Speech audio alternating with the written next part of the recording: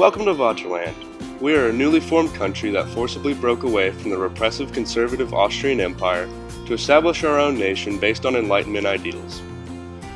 Due to a mounting animosity between Austria and our people, we take great pride in maintaining a strong military to protect our people and our resources from invasion. We are located on fertile land with many rivers, which will assist us greatly in regards to trading with our neighbors, as well as giving us the ability to farm plentifully to feed our nation.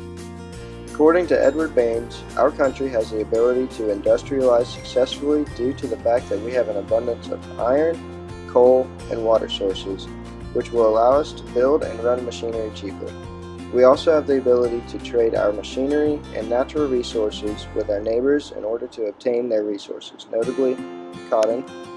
Having learned from England's mistakes, we will preemptively plan sanitation, leisure spaces, education, and healthcare in order to provide a happier life for our citizens. Education is the great equalizer of society in Vaterland. All citizens will have the right to get a primary education until the age of 15, provided by the business owner that their family is employed by. Night classes will also be provided for adults by local universities. In Vaterland, we view all of our citizens as deserving of the government's protection of their life, liberty, and property. Due to that, we have implemented a constitutional monarchy so that our citizens, rich and poor, have a voice.